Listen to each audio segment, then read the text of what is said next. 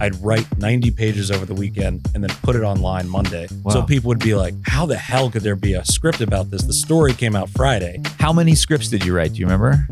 Probably 30. 30. Yeah. Wow. I would tweet the scripts. Seth Rogen saw it. He retweeted a bunch, and like the Always Sunny guys. And I was just trying to get into a writer's room. And then I would hear like, yeah, the Always Sunny's guys are reading your script in the writer's room. And I'm like, what, did they want to give me a job? Does anyone want to help me? I just sold one. I wrote it on a plane from JFK to LAX. And I was like, oh, but now I can really do this. Every screenwriter listening to this is going to be pulling their hair out. They're also just going like, this to asshole. freak out. Yeah. I say yes to every meeting if they'll be running a studio in You a said year. yes to the show. I said yes to this. You think I want to be here? Yeah. I want to be on my toilet getting squirted at full blast, 104 degrees. My guest today is a screenwriter known for his work on The Binge and The Animaniacs. His upcoming projects include the feature film 48 Hours in Vegas and the Dodgeball sequel starring Vince Vaughn. Jordan Van Dyne, thanks so much for being here. Wow, you said it right. Everyone says Van Dyne. Van Dyne. I don't correct them because who cares? You should. I should. You've I'm going got to start correcting them. Also, there's a capital D. There's a lot of questions about my name. My cousin spells it different than me.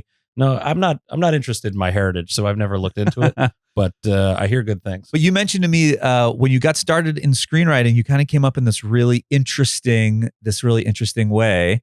And first of all, congratulations on Dodgeball 2. What Thank a you. cool Yeah. project. Maybe we should talk about that for just a minute because it was such a sort of iconic comedy. Yeah. And Vince Vaughn's coming back for the sequel. Yeah, it was basically his baby. But yeah, no, it's crazy. I mean, it was my favorite comedy. Like I was 15 when it came out. Oh, amazing. And I saw it probably 4 or 5 times in the theaters. Like I kept going. So yeah, getting to write it and even just like doing the title page, like Dodgeball 2, and then putting my name on it, I was like, this is crazy. Why? How did I get to do this? How did I get here? Yeah. And there's just like so few of those comedies being put out now. So Yes. yeah, I'm excited. And obviously I worked with Vince on The Binge. Mm. And then he was like, any interest in trying to come up with a sequel? And I was like, of course. What? Of course I'd want to do that. So yeah, we're doing that now and hopefully it gets made, but you never know. Yeah. So where are you in the process with it? Just handed in the script. So now it's basically out of my hands at this point. And Right. hopefully, now they need to make actor deals and all that. But yeah, Yeah. we'll see. Final draft. Have you been through all the revisions or this is just sort of, it's far enough along that they're going to start those deals? Yeah, it's like I did my draft and then I had one rewrite and I did that and hopefully they're happy with it. I submitted it last week, so I haven't heard anything. They might be like, this rewrite is horrible. So sorry, good try. Yeah. We'll see. Interesting. Yeah. Interesting. You have no control. As the writer, it's like, here you go. Now I'm out of it. Well, it's so great that Vince Vaughn approached you. I mean, that's like, you guys must have really bonded on The Binge. Yeah, it was great. I mean, it was my first movie that I ever wrote, and the director, The Binge was. The Binge, yeah. Uh-huh. So this director, Jeremy Garelick, he wrote a lot of The Hangover, and he directed The Wedding Ringer, and he's a great guy. But he bought a high school in Syracuse. Yes, I've heard of this. Yes. And the company's called American High, and they only do high school comedies in there. Right. And they signed a big deal with Hulu, and then The Binge was the first movie that he directed, and he was like, just come to Syracuse. You just come live up here and just come to set every day. You can watch me direct and like learn a lot. And I was like, it's amazing. Yeah. A lot of the time the writer's not on set at all. Yeah. So I went up there and then just hung out with Vince the whole time, and we would rewrite scenes the night before. So like he would improv and then we'd change the scenes, and like it was just a great process. Oh man, that is like a really immersive sort of special way to do it. Like, as you say, the writers are not on set many, many times. And that's almost like you got to go to like camp, like movie camp. It felt like, because like you're in Syracuse, no one else is making movies. You're treated like, I was showing up to the movies with Vince Vaughn and people were just like, oh, like they couldn't believe, I couldn't believe it. And I know they couldn't believe it. So yeah, it was insane. Yeah. So he would improv in a scene that was already written that you were shooting and then come up with stuff. And then he'd want to go back and just redo it. So would the production schedule was sort of loose, or they had like made room for that? Or? Yeah. I mean, Jeremy had worked with him on, he wrote The Breakup, so he knew his style. So there's definitely room. We knew he was going to improv, and you want him to improv because it's going to be better than what I write. But so basically there was time to improv, but also the night before we would just read through the scenes like in his hotel, and then he'd make changes. I'd make changes. We'd read it over and over. And then it's like, great, here it is. And then we'd send that version of the scene out. Yeah. But yeah, it was amazing. Amazing. I mean, that's really speaks to the kind of energy too that he brings to a project. I mean, again, that's something that a big established star may not be super invested in doing. And he wasn't getting paid. I mean, this is just like, he did it as a favor to Jeremy and like a small movie in Syracuse. And he was like, no, let's do this right. He doesn't want to just show up and just read the lines. He wants to make sure it's great. I mean, that's amazing. Yeah. It's what sets him apart from like I feel like I heard Steve Martin or Martin Short, maybe both of them, say like when they went on Letterman or any of those shows, they'd prepare for 2 months before. And it's like, that's crazy. You don't have to do that. You're already established, but it's what makes them the best. Did that help your writing process, getting to like improv with him and have him? Yeah. Well, one of the best things it taught me was like, so many people are so precious. Well, it's good to be precious, but like, they spend years on the script, and then more than likely that script's just going to get thrown out, or no one will make it, or it gets bought and never made. So like I learned I'm going to get it as good as I can, and then I'm going to let everyone see it, because the director's going to change it, the studio will change it, the stars will change it, everyone's going to change it. So don't be precious about it. Yeah, that is a huge lesson, I would say. And you're right. I think a lot of writers, we want to, get everything perfect. So what is it like? How do you know when a script is ready to go out, or how do you know when you feel good about a? I try to, and I'm sure get into the history of how I used to write scripts in a weekend, but I did so many of those that it taught me like, this needs to happen here. This needs to happen here. And once you hit that structure, I'm like, okay, this feels like a movie. Now I'm going to go back and just fix everything that I rushed through just to get done. Yeah. Because I feel like getting done is the most important part. Then you could go back and fix it. But if you're not done with the script, then you're always like, well, maybe I'll just like Noodle in the first act here, and the second act, it's like, just finish it. Yeah. Vince always says, if you have a third act problem, you have a first act problem, because you didn't set stuff up. So like when you're done, you could see, oh, I never set that character up, or this isn't satisfying because there's no stakes here. Or like, there's just ways to see it when you have a full product that just makes it easier. Right. So finish. That's my number one advice. I've talked with other writers, and we've talked about doing like the vomit draft. Yeah. Where it's like, you literally can just write like joke goes here. Yep. Yeah. My whole career is a vomit draft. I vomit it out, and I'm like, hey, either buy this or I'll start the next one. I don't care. I'm just going. Well, I think that's a great, let's talk about kind of how you got started, and you briefly touched on it, but you did a crazy thing where you were writing scripts like very quickly. Yeah. I started, so I was, my first 7 years in LA, I worked at this company, Hydraulics, and I was a VFX editor, and I did not know how to edit. I kind of stumbled into it by accident. By the end, we had moved from Final Cut to Avid, and I couldn't open the Avid for the last year of my job. So I would lock the door in the edit bay and just write scripts. And I started this website called Weekend Scripts, where I would take a news story, like the Fire Festival is one. Story would come out Friday. I'd write 90 pages over the weekend and then put it online Monday, the whole thing. Wow. So people would be like, how the hell could there be a script about this? The story came out Friday. Yeah. And so I was getting attention because of the speed, not necessarily quality. It was quantity. Sure. But then I did that a lot. And then eventually it just got me noticed as like the fast writer. That was it. Yeah. Wait. All right. So what was the website called? Weekendscripts.com. Weekendscripts.com. Okay. And so what year are we talking about here? 2016, I think, is when I started, so like 10 years ago. 10 years ago. Okay. And so there was Twitter and other social media, right? Yep. Because I'm just thinking like you put up a website and like it's just I would tweet the script. So yeah. And tweet then the scripts, like okay. Seth Rogen saw it. He retweeted a bunch, and like the Always Sunny guys. And I was just trying to get into a writer's room. I knew I couldn't sell any of the stuff because it was IP I didn't own. Yeah. And then I would hear like, yeah, the Always Sunny's guys are reading your script in the writer's room. And I'm like, well, did they want to give me a job? Does anyone want to help me? And eventually I got a writer's room job. But yeah, so I was doing that for years. And then Paul Scheer found one I wrote called Fast Nine, the Fast and the Fuhrer. And that was the Fast team goes back to race Hitler in the DeLorean. And Nice. then Paul was like, oh, you want to do a live read of this? And Mantzoukas was there, and Nick Kroll played Hitler. And it was great. We sold out like 500 seats in an hour. And yeah, it was awesome. Okay. So you're living in Long Island. You moved to Los Angeles near around 2016, 2015. So I went to Emerson in between that for film. Okay. And then your last semester, Emerson sends you out here to intern. So that was 2010. That's when I got here. Gotcha. And I lived at the Oakwoods. Do you know that? No. It's where all the child stars live during pilot season. So everywhere in the place is just headshots of children. And Corey It's Haim like an was my apartment neighbor. complex. Yeah. Yeah. There's a documentary about it because it's like these people bring their kids there and they're like, "You're fat. You're a fat kid. You need to lose weight if you want to bake a pilot." It's Look at all dark. these headshots on the wall. You don't look like that. You're Yeah. fatter than all those kids.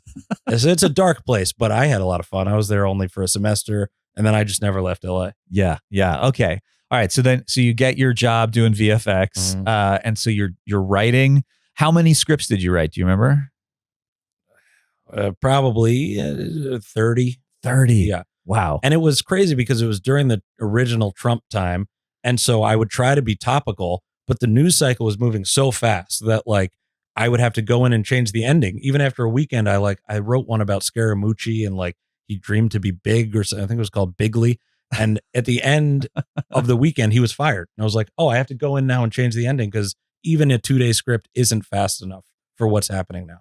Oh, man. Yeah. Wow. And also no one wants to read about Trump. Any politics stuff is just like, avoid it. Yeah. It's not funny. It's hard to detach enough to laugh. You can't parody it. It's just so crazy. Yeah. Man. So, I mean, 90 pages in a weekend. How did you do that? What was is this like coffee and you're working till 4 a.m, or can you just write pages really quickly? How do you do it? Yeah, it was a combination of just pure desperation. I was like, I have to get out of editing. I don't know how to edit. Yeah. And I have to get noticed somehow. So that was driving me the most. And then Diet Coke, big Diet Coke fan. Yeah. And then knowing that it's not getting made really frees you up to like, now they're at Chili's and they're going crazy. They're doing kick flips off the roof. You could write anything and be like, we'll never have to film this. It could be a $400 million budget. Explosions. They're going back in time. Yeah. Now the Avengers are here for some reason. There's nothing based in reality. So it helps you fill pages for sure. Yeah. That's interesting. Very freeing. Yeah. You can do whatever you want. Yeah. How much were you concerned with, like, you were finding like the structure of screenplays, it sounds like knowing like here, this happens in the midpoint, this happens in act 1, this happens between those two things. It sounds like you're just throwing everything at the wall. Like, were you trying to write like good quote unquote scripts at all, or just like doing the most outrageous thing you could think of? I was concerned about, I think that what got me a job was that they were passable scripts. It was like, okay, they're crazy, but he clearly knows what the structure of a script is and how to do it. And if he were to put this in a real movie, he could probably figure that out. So like, I was concerned about making it good, not just like, then this guy shits his pants. Like I didn't want it to make it just crazy for crazy's sake. So yeah, I was concerned about the quality. Yeah. Did the Avengers ever show up in the script? Yeah. In Fast 9, they show up at the end of Fast 9. It's like a whole, then it sets up a sequel and yeah. And people kept asking me like, are you afraid you're going to get sued? I'm like, no, I'm not making money off this. Yeah. Who would care? Exactly. Yeah. And so, all right, so you're tweeting out these scripts then. How did the Twitter, like, how did that attention kind of grow from, like, was it just like viral tweets that other people were just sort of sharing? Like, pretty much. And Franklin Leonard from the Blacklist found it and he was always like pushing my stuff. But with Fast 9, that was really the biggest viral one. No one looked at it. I tweeted it, got no attention. And I was like, oh, maybe this just sucks. It's hard to tell if something just sucks or if no one's seeing it. Yeah. So my last ditch effort was I made a Kickstarter for $100 million, I said, for a Nazi Fast and Furious movie. And then I put that on Reddit. And then that caught attention and that went to the top of Reddit and then it went viral. So I was like, if I didn't do this extra thing, no one would have ever seen this script. So keep trying, just keep pushing it. Did that make the whole website go viral or just that script? Pretty much. That blew up everything. Yeah. Gotcha. Because I had probably 3 scripts on that site before that one and no one cared. Yeah. Because that's what I keep thinking about. Like I imagine like doing this myself and like tweeting out that script and just being like, I'm not going to read 90 pages from someone that I don't know. Like why would anyone read these? Yeah. But so that's so interesting. So it was sort of like, So the Kickstarter really blew it up. That blew it up. And even before that, so like my first taste of the weekend script was, I don't even know why I did this, but there was a Wu-Tang album that was like a secret album that they sold to Martin Shkreli.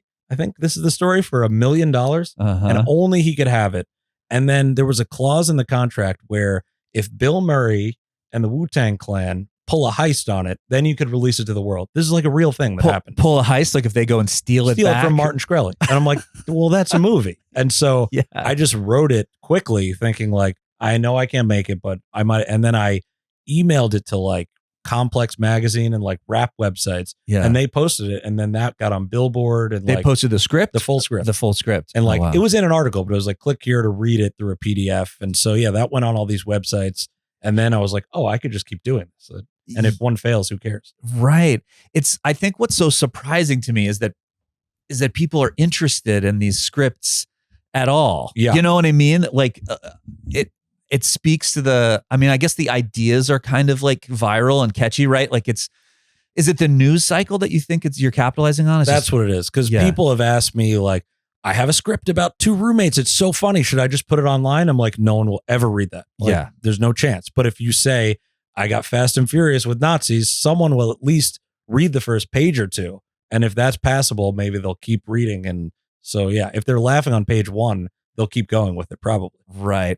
Okay. So it sounds like the hook or the premise is a big part of these. Yeah. Has that stayed with you through your writing style, or is that something you've like kept, or is it something you've kind of like downplayed as your career has gone on? No, I think about it constantly. And usually, and this sounds like a joke, but I'll start with the title first. Like I come up with a pun title and I'm like, would somebody buy that movie? And I work backwards. Like, what is that movie based on this title? Yeah. Like one, I guess I sold it to Amazon and it was like a title first. I just pitched it based on what I thought the title would be. And they're like, great. Yeah, we love that. And then I came up with like the rest of it. But yeah, I think pun titles are number one for me, and help me in Animaniacs. I mean, my only jokes were pun jokes.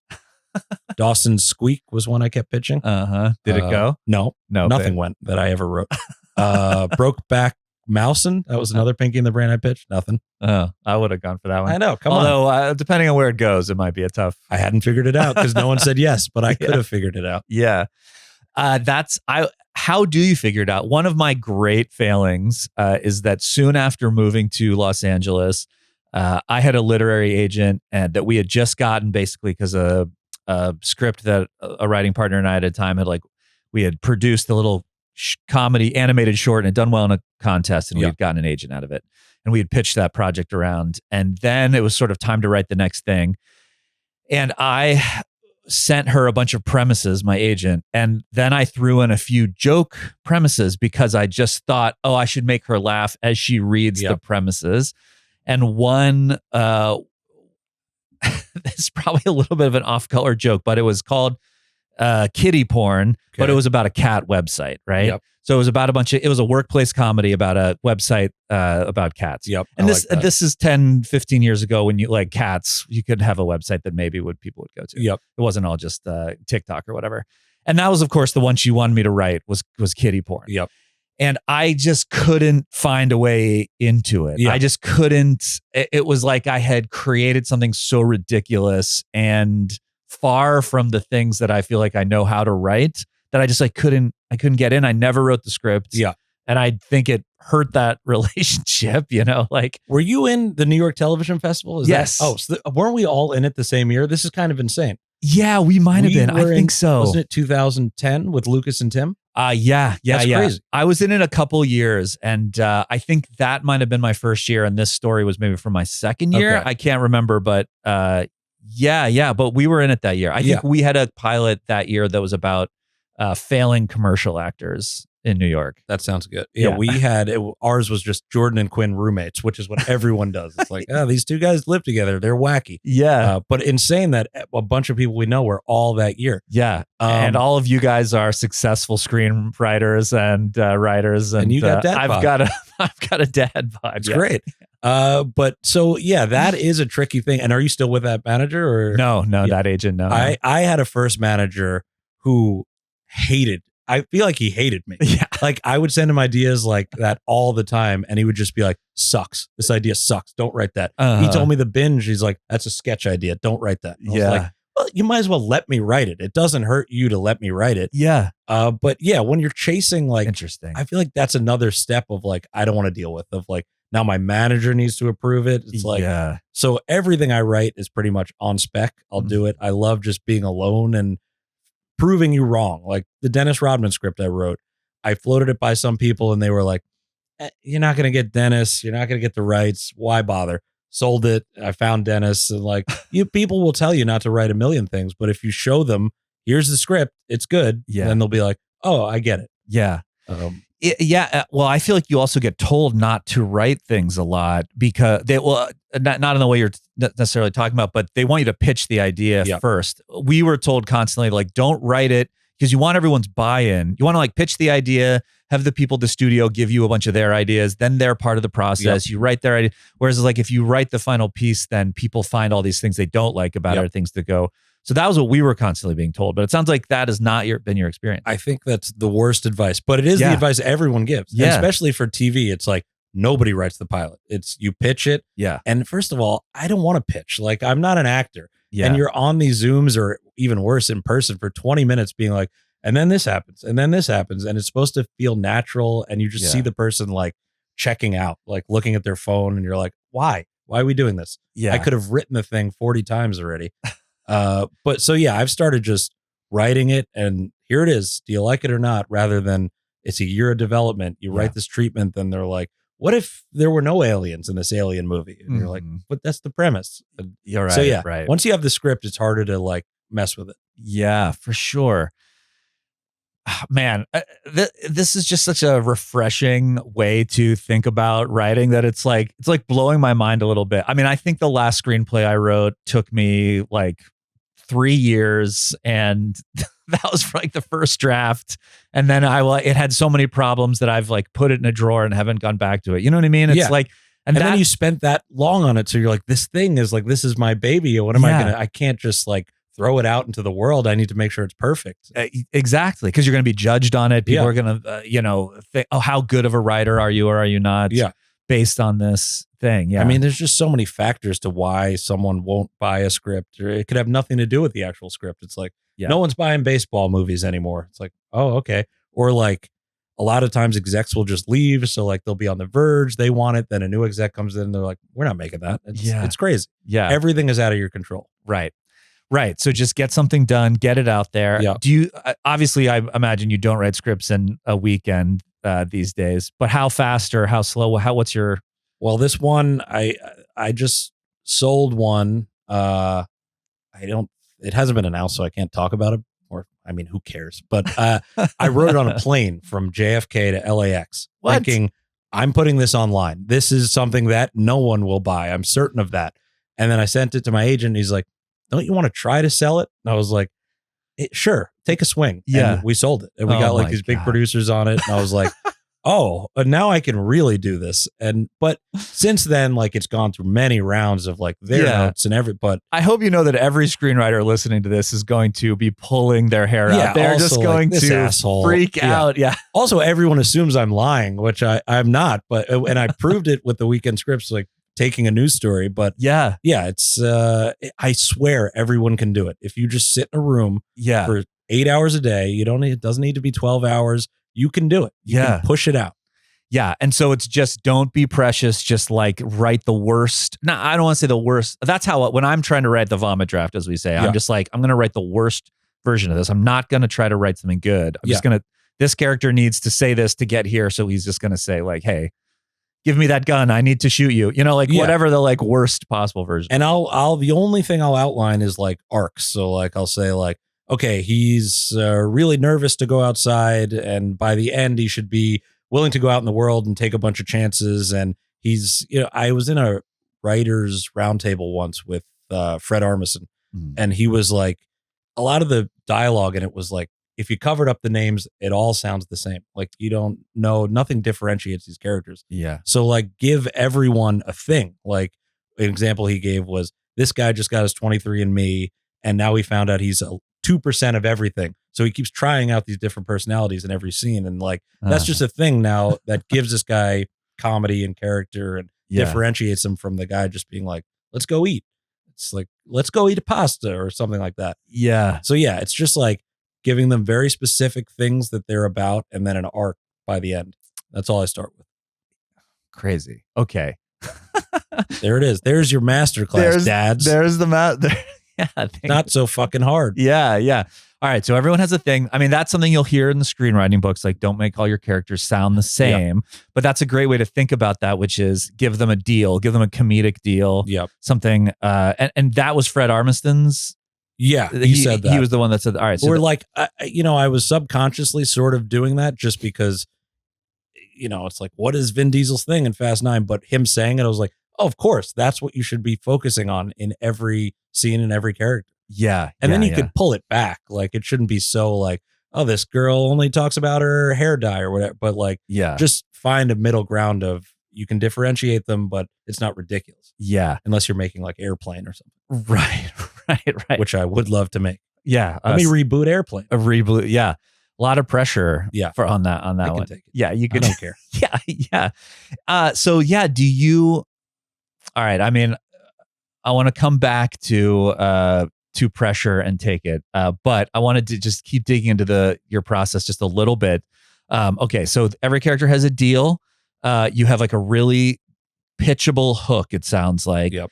You know that the characters kind of need to arc a little bit from point A to point B. Yep. And then are you picking a midpoint? Are you picking an act break? Do you have that in your head, or you just kind of like jump in and write and see where the story goes in your brain? Yeah, I just jump in. I don't have, usually I'll have some sort of ending kind of in my head, but I don't have like, this is in the middle, they should be here. And usually around page 60-ish is where you're like, oh, fuck, I don't know what's going on here. I don't know how to land this in act 3, but you just figure it out. I mean, it's you fill the pages and then you figure it out later. Yeah. That's what I've learned. Would you go on your weekend scripts, you bang out your 90 pages, would you go back and fix any of those problems, or they were just sort of like they are what they are? If they're, if they don't have a good act break, they don't have a good act break. I would say I gave it 2 reads over before I posted it. So I would get as much done as I could. Yeah. On Sunday night or whatever, I would read it through, fix anything, read it through again on Monday morning, and then post it.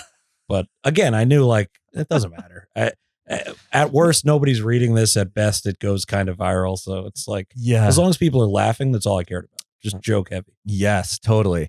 How do you handle like stage directions and descriptions and stuff? I know a lot of writers will try to make those funny and entertaining.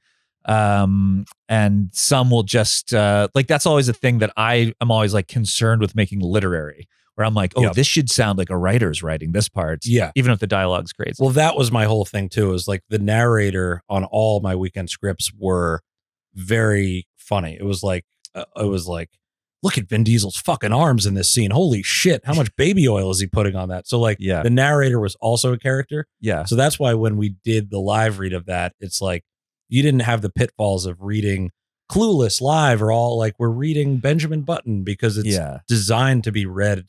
Everything's funny. It's not meant to be made. It's meant to be read. So the narrator is super joke heavy. And I've pulled back on that on my real scripts, because I think one time someone was like, all right, calm down. Yeah. We don't need all this flourish. But like Shane Black, I know always does that in his scripts. People tell me. So yeah, I think anything you could do to get people reading and laughing is better. So you were like, I can handle the pressure. I mean, I think Dodgeball 2 probably comes with a little bit of pressure, right? Like you're following a very like successful, funny, kind of like cult hit. Yeah.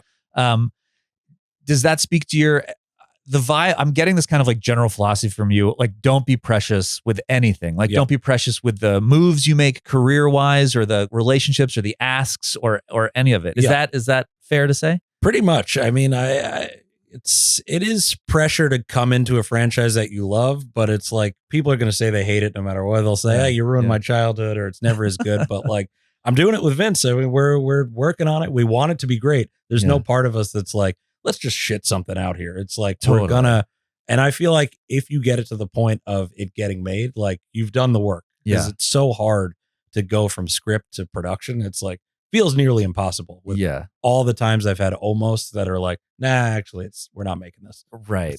So it's like, you can't be precious with anything, because anything can get killed. Yeah. Right. So it's just like volume, like obviously funny in your voice, but just like get a lot of work into the world. Yeah. Get it. It's a numbers game. I mean, I have so many things going at once, assuming it will all fail, or maybe one won't fail. I mean, like the Rodman thing was like, as close as anything could get. And Jonathan Majors was a giant star. And then he had his controversy. And then it's like, all right, well, that's done now. That's and it's done. like, it could come back, of course. Everything could come back. But when you feel the momentum die, you're like, we were so close on that one. Yeah. What is, can you just talk about what the Rodman story was just for, give us some context? Oh, yeah. So that was during COVID. I watched The Last Dance. I really don't know that much about sports, but in The Last Dance, they do an interview with Dennis Rodman, and he says, yeah, during this season, I just told Phil Jackson, my coach, I got to go to Vegas. I got to get it out of my system. And so he went to Vegas before like a giant game, and then they couldn't find him. So Michael Jordan and the rest of the team had to go to Vegas and like rescue him. So my movie is 48 Hours in Vegas, and I sort of just made it up. I filled in the gap of what he was doing on those 2 days. And then Michael Jordan comes to save him. And then, and Lionsgate bought it. Lord Miller are producing. And we had to track down Rodman because he didn't have an agent. So like we were looking for him, and eventually we got to him, and it was all good. But even that took probably a year to get his rights. And, right. Yeah. Wow, man. Where did you find him? He was gonna do a new season of Surreal Life. Remember that show? Yes. And so he had he had a manager, an agent for that, and then we went to that person, and then we got him. Was he in North Korea? I think he was in Fort Lauderdale, which is basically what I was expecting. Yeah, the same place. Yeah. But yeah, I mean, great. I'm excited to hopefully get it made at some point. Yeah, I know a lot of people want it made. Did you get to hang out with Rodman at all? No, you guys I've never interact? We Zoomed, but never met in person. Gotcha. Interesting. And what about Jordan? Is he making an appearance in the movie? He is. Yeah, I don't know if we'll get the real Jordan, but maybe Michael B. Jordan, maybe we'll get, but not Michael Jordan. Yeah, he's pretty big too. Yeah, I'll take either. Yeah, I'm excited for either. Yeah. Man, and so that's like sort of, you were saying an example of people said like, you'll never get this made, you can't do this. And then it was sort of, did you take any steps like outside of your, like how did you push through those no's or whatever? This one I think is probably the best script I've ever written. So I was so forceful of like, no, this can sell. We can get Dennis on board. Like we'll be able to get, and once Lord Miller came on board, that's what helps it sell. It's like, oh, if these guys are saying this is good, then it must be good. And it was on the blacklist. But I did things like I was calling Dennis's ex-wives. I was calling like rare coin dealers in Delaware being like, I saw you tagged with Dennis. Like I was doing crazy shit because like, to me, this was my chance of like working with these incredible producers. Lionsgate wanted to buy it. I was like, I have to do everything I can to make sure to at least get paid for the script. I mean, at the very least. Yeah. So yeah, that worked out, but I'd like to get it made. That would be even better. That'd be fantastic. Yeah. Yeah. Well, I hope it happens. Yeah. I mean, yeah. Otherwise I'll just write the movie about me trying to find Dennis. That'll be the sequel. Yeah. Or the prequel. Yeah.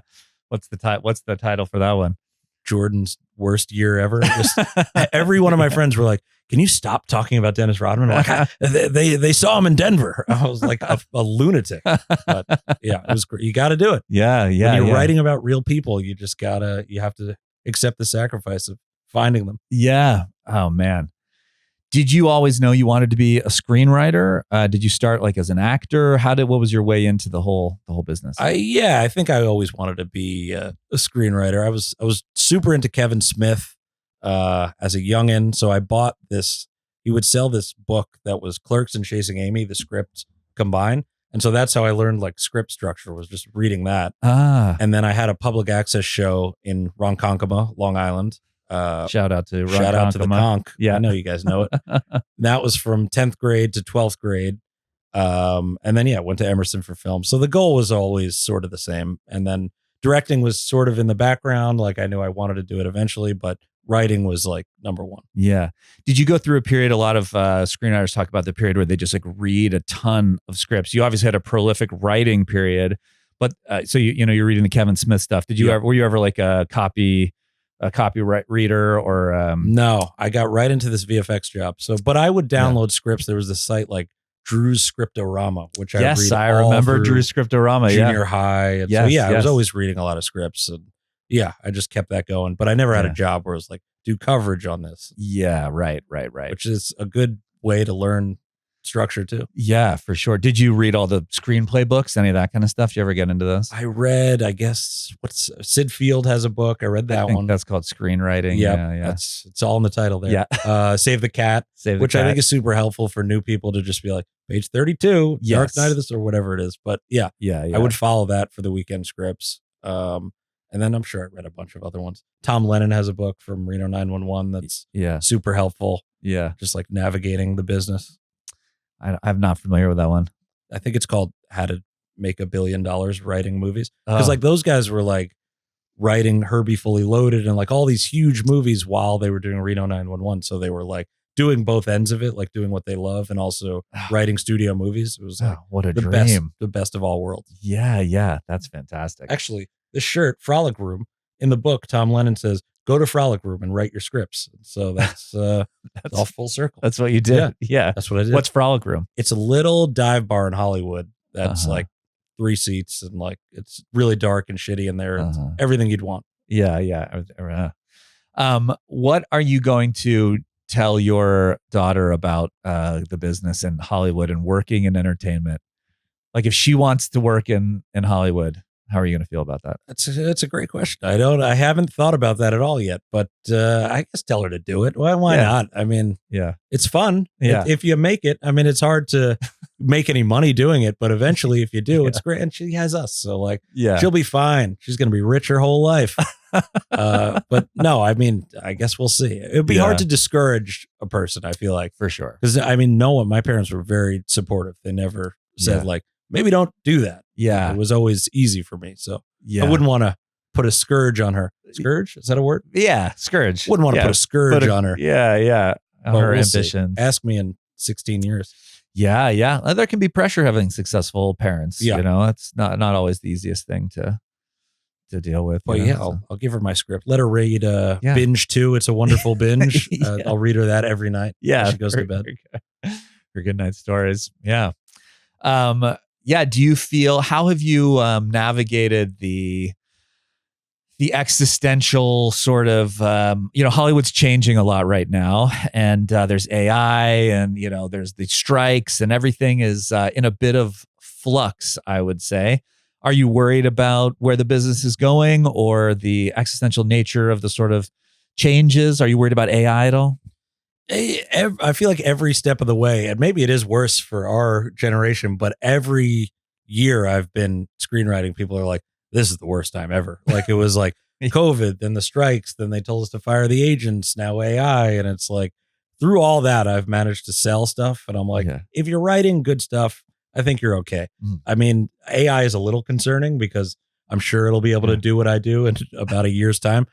I mean, people are already like, well, you just write those weekend scripts with AI, right? I'm like, no, it didn't exist when I was doing that. Oh, interesting. People are already thinking that. Now they're criticizing it. Yeah. So yeah, it's a little concerning, but I think if you write a good script, you'll be, and also like for comedy, there's just no comedies. I mean, nobody's making comedies, certainly not theatrical. So it's only streaming and even those, like, what's the last comedy you loved? Can you even name one? Oh man, the last comedy I loved. Oh yeah. I cannot name one. I asked my friends in Long Island. The Binge. Yeah. That's the right answer. All my friends at home are like, Wedding Crashers, Hangover, Anchorman. Like, those are 25 years ago. There's nothing since then. Yeah. I mean, I think Bridesmaids is the last one I saw in theaters where people were like losing their mind. Yeah. Game Night's great. But even that is 10 years now. I don't even know. Right. Crazy. Yeah. And what does that say to you? That there's space, there's room for inventive comedies, or just that? No, it says we're fucked. They're not. No one's making them. No one wants to make them. No one wants to see them. But no, I think one big, like, if we have a hangover, then every studio is going to be like, oh, we need an R-rated comedy. People want it again. So I think it's one movie that'll change it. That'll blow it up. We just need the movie. We haven't had it yet. Yeah. Because no one will make it because no one is making it. So then it's just like a catch-22. Do you think that'll change? Do you think one big one will come and everyone I think so. Yeah, it's just cyclical and it's just what people are doing right now. I just watched the new Naked Gun trailer. It looked funny to me. Yeah. Maybe that'll be the one. Yeah. What do you feel like the age? It feels to me like maybe we're coming out of the superhero sort of huge universe kind of stuff like that. Do what's your take on all those kind of huge universes and franchises? I think I like them. I go see them, but I feel like it's just weird how it's trained people. Like one of the reviews, I read Letterboxd every hour of my own movies. One of them on the Binge was like, this movie is just a series of jokes in different scenes. And I'm like, yeah, it's a comedy. And it's like, I feel like there's a whole generation of people that have never even seen comedies. They want to do the superhero thing where like, oh, there's a couple quips in here, and then it goes into this action sequence and everything. I just wrote an action comedy that's full on like, I'm writing the action comedy. It's like there's the jokes, but then there's the action, and it's like it's the most attention I've ever gotten from producers. And I'm like, oh, I'm just doing what people want, and that seems to have worked. So it's like, you got to add in the action and the comedy, and you can't just have a straight comedy. Yes. For now, yes, we'll see. I mean, horror is having such a huge resurgence that horror feels a little evergreen to me. I mean, the thing people say about horror is that it's very marketable because this is what I've been told, that every culture finds the same things scary. Yep. Whereas every culture has a different comedic sensibility. Yep. What's funny in Germany is not funny in Japan. Yep. It's funny here. Well, that's why I guess they say like the Minions work so well. It's because it's just like physical comedy, and they're not speaking one language. It's just minion language. Yeah, they're just babbling. So I mean, certainly my movies are so like American. The boys are drinking. It's like I feel like doesn't translate everywhere, but that'll change. I got to change the world first, then I'll change comedy. The boys with Dad Pod. Yeah, welcome to the boys. Do you have is that by choice? Like. I think you're right. Like your movies literally have people like draped in American flags on the cover of them. Yes. Is that what is that? What is that sensibility? Is that just? I think it's just how like I loved like American Pie growing up, and like these are the movies I watched. So I'm just like, I loved Clerks and something about all the Farrelly Brothers movies and South Park. I don't know. I feel like all my comedy knowledge growing up was so American that it's like, that's just what I'm doing. I'm doing R-rated versions of old movies. Right. Oh, interesting.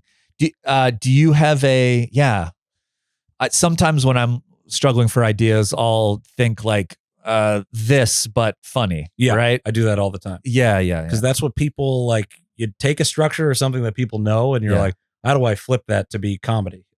It works. I mean, most of the time. Yeah. I mean, the Binge is literally The Purge, but comedy. Interesting. And now I hear there's a new one where it's one night only. It's in a world where you can't have sex before marriage, except for one night you can have premarital sex. So it's sort of like The Binge, but with sex. Sounds great. Buying the ticket already. I mean, I'm an idiot for not thinking of it. It's such a shame. It's a good, and a horror comedy, I would imagine. I think it's just a straight comedy. Or just a straight comedy. There's no killing. It's horror that you can't have sex before marriage, I guess. But I think it's a straight comedy. Interesting. The protagonist can't get laid even on the night that everyone is getting laid. I'm sure that's it was a Blacklist script. It must be good. Yeah.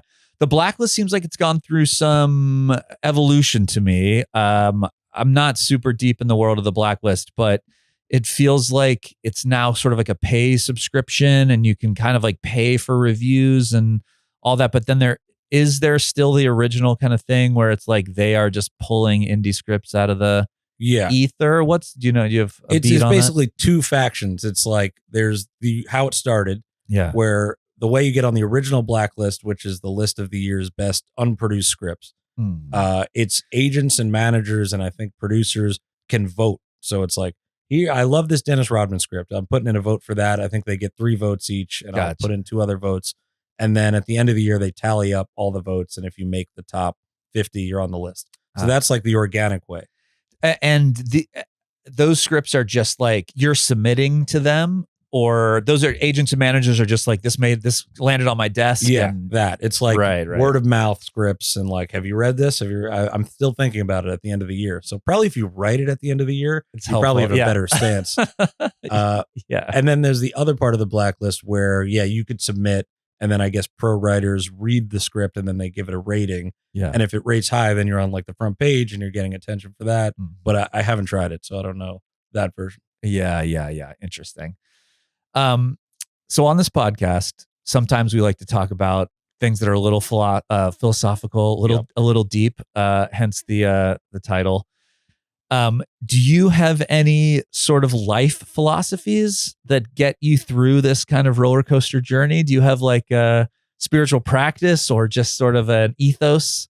Well, now that we're talking this whole time, it seems to be don't give a shit, which I guess that's a good ethos. I mean, when we were talking about this podcast, I realized like, oh, I have no hobbies. I have no interests. I have no ethos. I've got nothing. I was like trying to rack my brain. I've got no depth to me at all.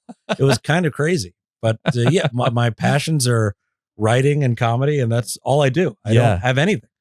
Well, that can't be true because what do you draw on to, like build your stories and characters? That can't be money. It's the craving of money. It's like, I know I can do this and hopefully get paid for it. That's all I'm thinking about all the time. And the money I use, which I told you, to buy my new Toto toilet. Yeah. Which this is not. I'd love to hear about this. It was like the G4, G5A. Yeah. The Rolls Royce of toilets is so I was told. The Toto G5A we're talking about. Yeah. Okay. Toto. Everyone, I got a guy in Pasadena, I'll get you a discount. You email me. Basically, I went to Japan for 2 weeks and every single toilet had the bidet on it. And even the train stations, every place you went had it. And so I was shitting constantly out of just pure delight. And when I came home, I was like, I can't live like this. My ass is cold. Yeah. This thing is a heated seat. Oh, man. It's got a control panel that you have to install on the wall. Uh-huh. And I had to have contractors come over, break open 2 walls. They had to run electric. They had to repatch it and repaint. I mean, this is like a full job. It took 3 days. Yeah. To put this toilet for this in. toilet. Yeah. And it's not just a seat. It's not like a seat that you plug in. This is the Rolls Royce. This is a full unit. And I'm in heaven. I love it. The seat is warm. It's got a squirt that pulses and it goes up and down. Amazing. Changed my whole world. Thing. Yeah. I'm just going there just to squirt. Just to hang out. I don't even have to go to the bathroom. So if you're calling me, I'm on the toilet. It's unbelievable. So my new ethos is get a Toto G5A. Yeah. It'll change your life. It'll change your life. Yeah. I will say that I when I went to Italy, the one time I went to Italy and used the bidet, it's like, why? This is clearly a much better way to do it. Yeah. It's insane that we don't all live like this. It really is crazy. And it's so crucial to our lives, the toilet. Why are we, we're in this primitive system of ice cold seats and no squirt. Yeah. I need the squirt. Yeah. I'm not shitting without a squirt anymore. Got the squirt. I was home in Long Island for the weekend and I was like, I don't think I should be shitting here. I might hold it in. I took 2 Imodiums to keep it plugged. And plus my mom buys 1-ply, which is ridiculous. Oh no. Yes. She blames the septic system. I'm like, we had 2-ply our whole life. What are you talking about? Yeah. But I'm back now and I'm squirting and heated. It's squirting and heated. The only way to live. Another good podcast title name, Squirting and Heated. Yeah. Just talk about toilets, just like review. I mean, honestly, that would do great. That would do if good. You just reviewed toilets. If you just like talked about one toilet, it would be hard. I don't know how you would. It's a tough thing to install. I think you'd have to do it on the toilet. You'd have to rate the squirt live. Yeah, but it's astronomically expensive. And like, I've been thinking about this for a couple of years. It's not Tokyo pushed me over the edge. But like every time I met with a guy about breaking open my walls, I was like, this is crazy. I'm not going to do this. And then finally I did it. Yeah. I'm happy I did. It was the company. It's a Japanese company. Did you have to order the toilet from Japan or are they here? No, it's Toto, but they had it in Toto. stock. Yeah. You've seen Toto. They're all over like the toilet stuff, right? Yeah. They make all kinds. They do it all. Yeah. I mean, it's a great company. They should give you money for this podcast. Yeah. I'm making them a lot here. I'll reach out. Yeah. This is a real segment. Yeah, for sure. Well, they do make a unit. I think it's the Toto washlet that you just put on top. Right. That's what most people, you need the outlet by the toilet. Yes, you have to which plug is it crazy. In. Yeah. Crazy. No one has that. Yeah. Because it's up for your hair dryer. It's like high. You have to by the sink. It's So no one has one right by the toilet. No. It's unheard of. Until now. You got to get it in. When I sell my house, people are going to be like, this is worth it. You'll take the toilet with you though. You'll pull it out. I might take the outlet with me. It shouldn't come easy to these people. Yeah. I'm going to unhook it. Yeah, unhook it, plaster over it. Yeah, they'll never know it's there. Yeah, fuck them. They should have to go through the pain I went through. Are you gonna leave LA and like move to Montana? You know, when your ship comes in and you're just I don't know. I like LA. I feel like I'm one of the few where I'm like, I like it too. It's great. I mean, there's always like something cool to do. Like this weekend, like Tim Robinson and Paul Rudd are doing a screening of their new movie at Bidets, which is like right by my house. Oh, And nice. Like Yeah. there's always that happening. Every night you could find some like Dave Yeah. Grohl's grilling at the Jiffy Lube. It's just some weird shit that you can Yeah. find. Yeah. So I don't know. I mean, maybe I'll get sick of it and the Right. traffic, but Right. The traffic is other rough, than yeah. that, Yeah. Other than that, you're loving it. I'm staying. You're staying. I do like Long Island, but I mean, to go home now seems a little odd. Yeah. Yeah. That'd be tough. Maybe the Hamptons. You could like Wolf of Wall Street it. Yeah. Yeah. You'd have like a big, Get a little like a palatial Hamptons mansion. Yeah. But it's so cold there in the winter. I can't. Yeah. It really is. It really is. You need 2 bidets there. You need to stack the heat. It doesn't get hot enough for a Long Island winter. Yeah. Yeah. Binge 2, when I was directing that one, and it was Syracuse in January. Oof. And we had a lot of overnight shoots where it would be -5, -7. We were outside all night. Yeah. And like at one point, the set medic came over to me and was like, both your ears have frostbite. I was like, oh okay. I Oh. guess I'll go inside. And it was just like, I'd wake up the next day, my feet were still numb. Like it was Oh my God. unbearably cold. Wow. Yeah. Yikes. But fun. Yeah. Fun to direct a movie. Yeah. Let's talk about directing a little bit. So it sounds like you're cut. That's what I learned. Yeah. That's all the you need. extent of Yeah. your, yeah. That's it. Yeah. How are you finding directing? Like, obviously you've worked in a lot of, film, television, movies, all that. But have you had any classic directing training, or are you just kind of learning on the job? Just learning on the job. I mean, I was there every day for Binge 1. So I was watching the VFX company. There was a lot of shoots there. So I was watching that. Yeah. But yeah, I mean, you don't know until you're there. Like, oh, wow, this sucks. Like it's awesome, but you're on 20 hours a day. Yeah. So many questions. You're basically spearheading every department. Nothing happens without you going in and guiding. So yeah, it's so much more work than writing. Yes. When you're just alone and you're like, here you go. Yeah. You figure this out. I don't know. Yeah. But yeah, it's awesome. And it's helpful to get something made if you're directing it. Is that helpful? To me, it's like the step of getting a script out there and then, okay, now we have to find the director. Now we're sending it. Takes a month for everyone to read. Right. Then if they come on board, they're going to have notes. No director's ever like, this is perfect. Yeah. So Perfect then you're as doing is. their notes, and then, then it just gets delayed. So if I'm doing it, Yeah. like, guys, I know how to do it. Yeah. Yeah. Just put the camera there.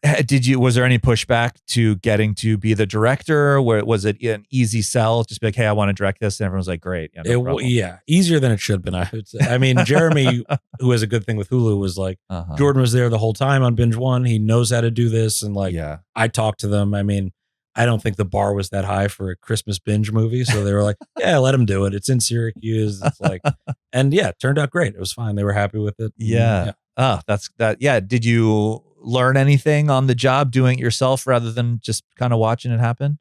I mean, just like a lot of times I'll write these big chunks of dialogue, and when you're reading it by yourself, you're like, this is awesome. This is funny. It's hilarious. And then you hear it out loud while you're directing, and you're like, who the hell would talk like that? That's ridiculous. It's going on and on. So like I learned how to self-edit, and like really the importance of coming in and out of scenes. Like you never think about like, how are they leaving? Did they come in a car? Like what, all that shit is like, you actually have to think about it. Yeah. The continuity, the reality of the moments have to make sense. But you direct a lot, right? Mostly commercials and what's sketches. The hardest part of things. Commercials? Is it? I think the hardest part of commercials is that they all are, everything's timed really specifically because it had to the second. You got to hit a 30-second, you got to hit a 60-second. So there's someone with a stopwatch timing how quickly the actors say each line. Yeah. So that is sort of like obnoxious where you can't, it kind of constrains any sort of like, and I know it sounds ridiculous to talk about performance and like commercials and directing performance, but you're a little hamstrung as far as performances go. People just have to sort of speak quickly and get lines out. Yeah. And then I think the hardest part is that you're selling a product and not like trying to entertain or sort of tell a story. You know, I think there's a lot of talk in advertising about telling stories, but like ultimately, you know that you're just selling something. And I think if you have artistic aspirations or you got into this business to tell stories because you loved, like E.T. or whatever, it can be a little soul crushing to just be like, well, I hope this razor for trimming people's balls, dude wipes. Yeah. Yeah. And also, I'm sure you're a lot of times dealing with these like big actors that are like, you got me for an hour. And then it's like, oh, this sucks. 100%. You know, we directed a lot of charity and nonprofit stuff, which I was really happy to get to do. It was all for like good causes, but these big celebrities would come on for free to do these like these causes. And, you know, it's like Steve Buscemi or Matthew McConaughey came and did a thing. Yeah. And, but yes, you get them for like 1 hour, start to finish. Yeah. And they also, you like, like me directing Matthew McConaughey, you know, it's like you are not directing them. Like you are there to shut up and to make sure that like no one messes up the one take you're going to get. They don't want acting notes. No, there's no acting notes. So I think with McConaughey, I would say just habitually at the end of a take, I'd be like, great, that was awesome. You know, moving on, or like, we're going to do thing. And so I would just always be like, great, awesome.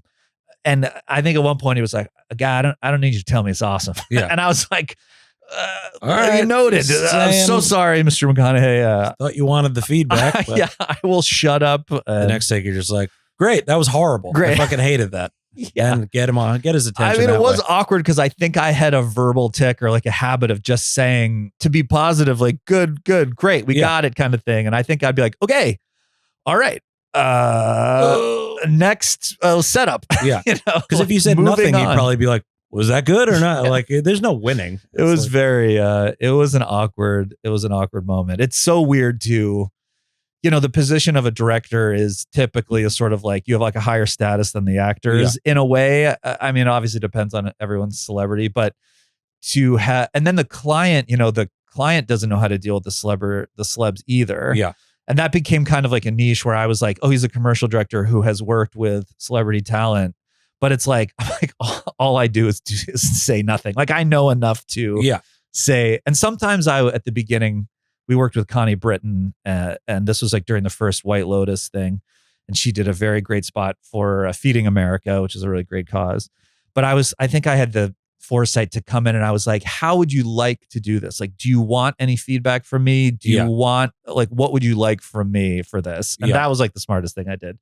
And she was because every actor works different too. And like, exactly. Yeah. But I do feel like that's such a big part of directing, which they don't tell you. Like maybe with comedy, 80% of directing, because it's like, so you're going for style, but not as much as like, you know, I'm not Christopher Nolan. So it's like a lot of dealing with the actors and egos and like these guys and like how do they want to be talked to, and don't tell them how to say something, obviously, or like don't improve their joke or let them do it. Or there's a lot of like egos involved in directing. Totally. I feel like sets are full of unspoken rules. It feels like a very casual environment. I think if you visit a set as a sort of not in the production world, you would think, oh, this is the most chill. Great job. This is what a great place. And then what you realize after working is that there's 1,000 unspoken secret faux pas that you can do. And like the higher the celebrity and the higher the stakes, kind of the more those are and the more important they are. And why can't you tell someone a line read? Like if I was an actor, I'd be like, how do you want me to say it? Just tell me. Like, is this sarcastic? What do you want? Listen, I agree. I went to acting school and it was like line readings were the absolute devil. And it was just like, as an actor, I wanted that too. When I was doing a lot of commercials, I was just like, what do you want? How do you want me to say this? Yeah. What word do you want me to emphasize? You know? So you were an actor. That was the goal first? Yeah. I studied what convinced acting. You otherwise? Just auditioning for years? Or? Just like the lack of success at it, just sort of the industry just like pushing me out. It was moving You're at the mercy of everyone else. Exactly. You have no control over anything, even beyond like, at least if you write something good, it doesn't matter how tall you are or how your voice sounds, or like if the director has a cousin has red hair that he hates or whatever, you know what I mean? Like, you at least have an opportunity to really make a piece of work and art that stands on its own, at least in at some point in the process. And I think with acting, you do too. I think if you're like undeniably brilliant and unique, you can, obviously people are making it as actors and you can stand out. But I just felt it was so hard to feel like, I don't look the right way, or I don't sound the right way, or for these parts. And then it's just such a slog. It's endless auditioning and everything is, And actually in New York, I had gotten into a pretty good groove and I was like booking pilots. And then I came to LA and my agents that were good in New York weren't great in LA.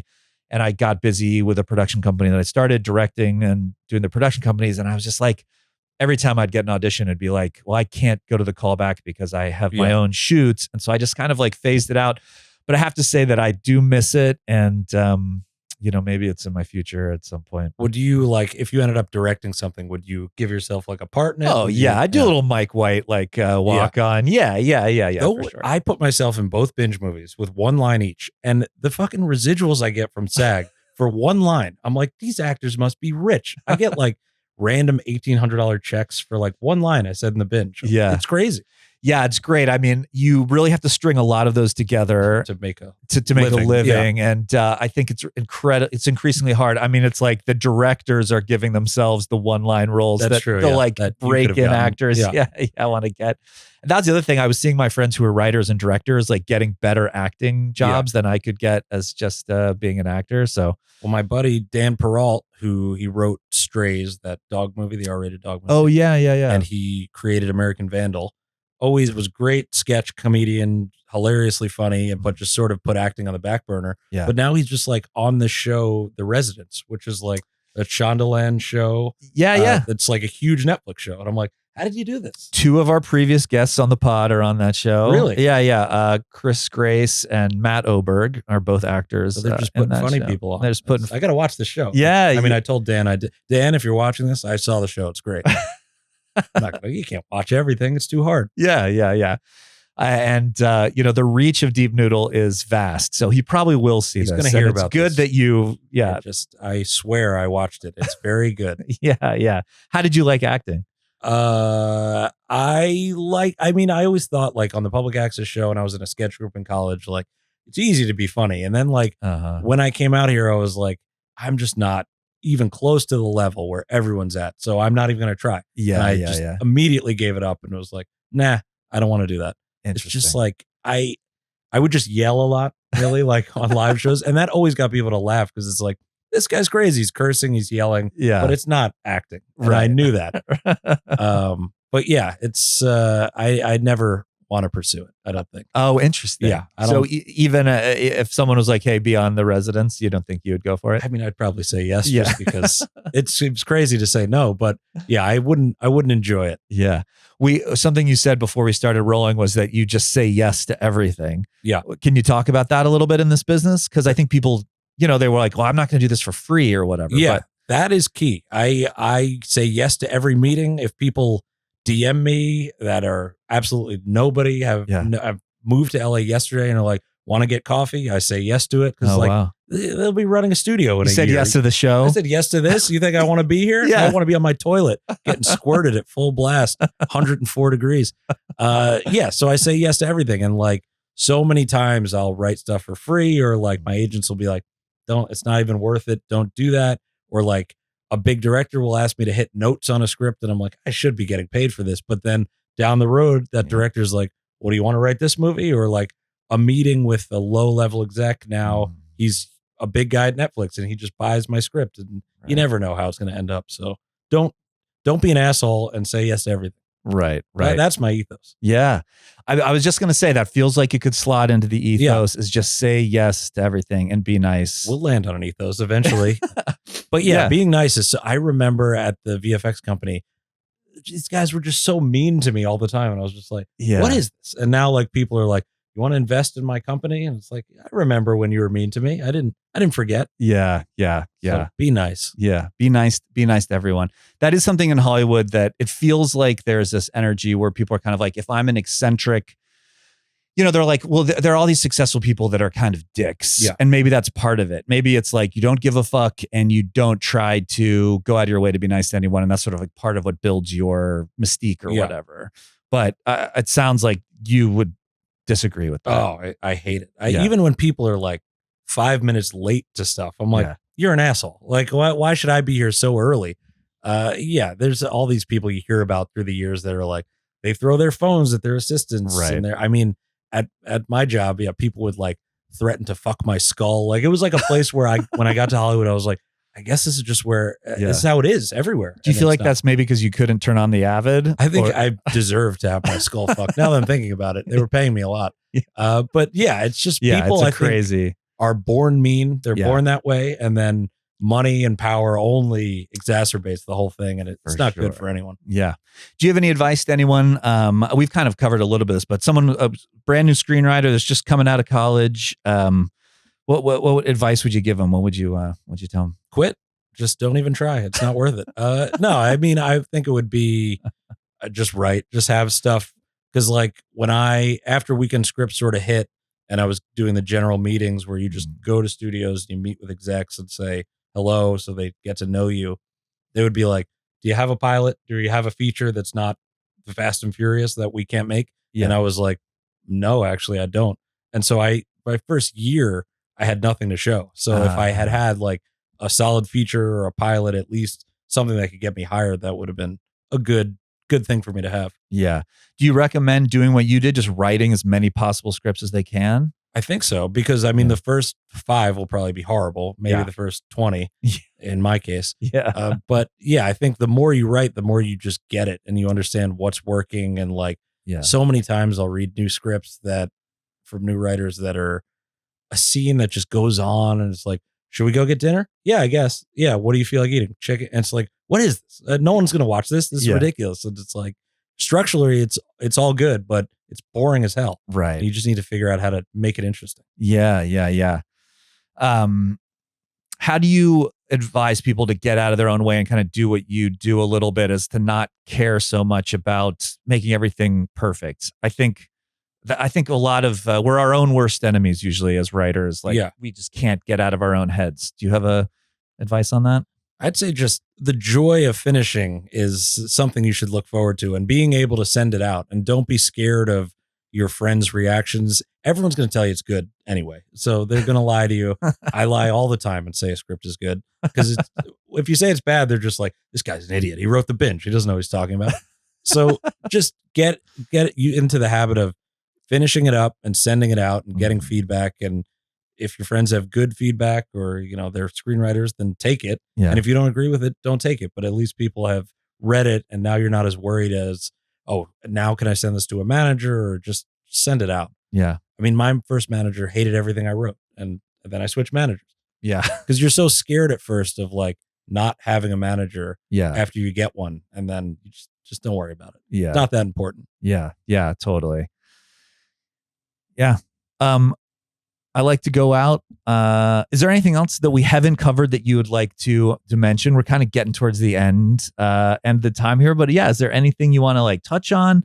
Kind of talked about the toilets, talked about being a dad, talked about scripts. Yeah.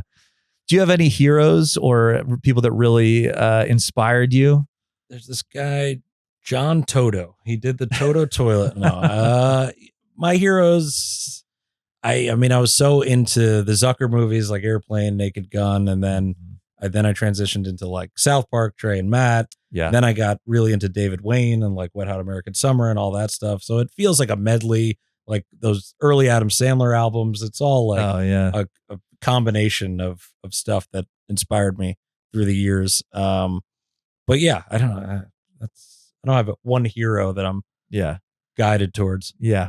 Gotcha. Never meet your heroes this way. And if you don't have one, you'll never meet them. Have you been disappointed by anybody that you've met? Have you met anyone and you're just like, this guy, I thought he was going to be so cool, but no. Yeah. I haven't. And if you did, you couldn't say. I couldn't say. Yeah. It'd be weird to just call them out. Yeah. Totally. But I also haven't met too many like celebrity assholes. Like, I feel like with a writer, at least they're fairly nice to me and the interactions are limited. Mm-hmm. But maybe if you're directing them, then they go off the rails. Right. But yeah, you hear stories, and I haven't seen it yet in person. Yeah. But one day, someday soon. I usually like to end with one good thing. So one good thing in the world. We've talked a lot about your toilet. So that's definitely one good thing. It's going to be tough. Yeah. It's going to be tough. Where do we go from there? It's sort of like there's a lot of, the world is a crazy, chaotic place right now. And so I just try to like, if it's a book people should check out, or a movie, or just something you're grateful for in life, a restaurant, you love mayonnaise on your fries, can be anything. Here's one. Now it's going to be hard to get this if you're looking for this. It's a rare item. Okay. And you may have seen it because you've been to my house. The Sopranos pinball machine. Now this is something. They only made a couple thousand of them back in '99. It has the original voices of the actors. Gandolfini went into a booth and said, "Get the fucking ball." Like they got all of them to do pinball related humor. Yeah. And I was after this thing, and I was like, when I sell my first movie or the first one gets made, I'm gonna buy this pinball because they're hard to come by. Yeah. And in the Animaniacs writers' room, we had an alert set on eBay. If one pops up, and one eventually popped up, it's brought me such joy since. Every day during COVID, I was playing Sopranos pinball, and it's got an X-rated mode. It curses like crazy. It's a blast. So if you can, my one good thing is the Sopranos pinball. Find one, play it. There's probably a couple hundred in New Jersey in some basement that There's gotta be. Yeah, there's gotta be a bar in where they were filming that. Mine definitely came from Jersey. And shipping this thing, it's hell on earth. But when it gets there, totally worth it. Kathleen Chen, another Animaniacs writer who we've had, she has a jukebox, and I feel like that was her sort of like nostalgic, interesting, a nightmare to ship. Now it's like everyone in the Animaniacs room is collecting. We got relics of shit no one else wants. Yeah. Is she putting her own music on there, or did it come preloaded with music? It came preloaded with all the right as jukeboxes sort of drifted out of Maroon 5. And it was exactly. It's like it's got a bunch of Bob Marley and the older stuff, and then it kind of hits this weird late 90s, early 2000s. That's what I call music 22-ish. I went, here's my second good thing. I went on the train cruise. You know about this? Man, this is the band. The band train plays every night. You'll hear Drops of Jupiter on a cruise, and you're in the middle of the ocean with Train, and it's a joyous experience. How many days? How many days is this? I think it was 37 days. No. Wait, it was 3 days. It was 3 days.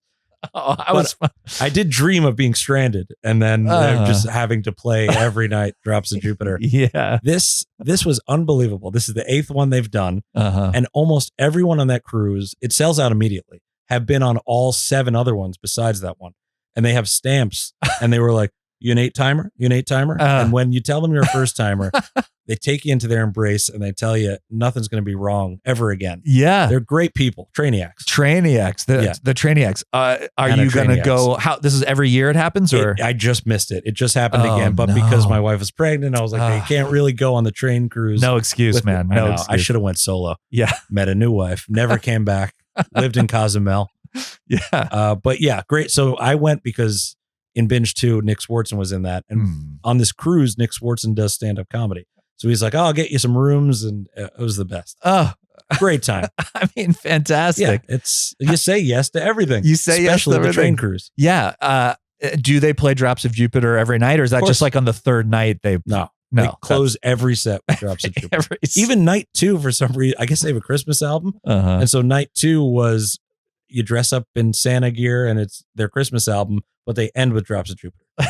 Christmas vibe. They put some sleigh bells in it. How many sets a day do they do? They do one at the end of the night, but there's a million other bands. There's Fits in the Tantrum, everything in Kathleen's jukebox, they played live on this cruise. And it was great.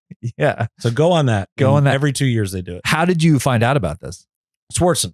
Swartzen said, you got to come. And I said, I agree. I do have to come. So we got a group of 10 of us to go. Oh my God. Just a joy.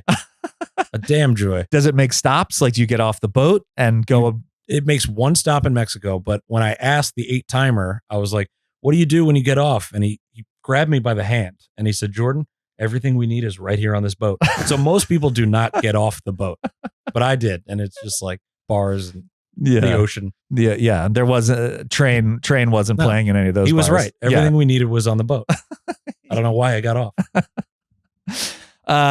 Jordan Van Dyne, thank you so much for being on the show. What a great time. Oh man. How many views will this get? I mean, it's got to go viral. It's got to. It has to. Hear my stories. I mean, if it gets more than 100, it'll be a huge success. Triple digits. I'll take that. Yeah. I'll watch it 100 times. Yeah. Thank you. Thank you for being on the show, brother. Yeah. Great time. It was a pleasure. See you soon. Yes, sir. Bye. I'd like to begin with the facts. So deep. So deep. Or in Chicago, New York, or Los Angeles. You have to go deeper, I think.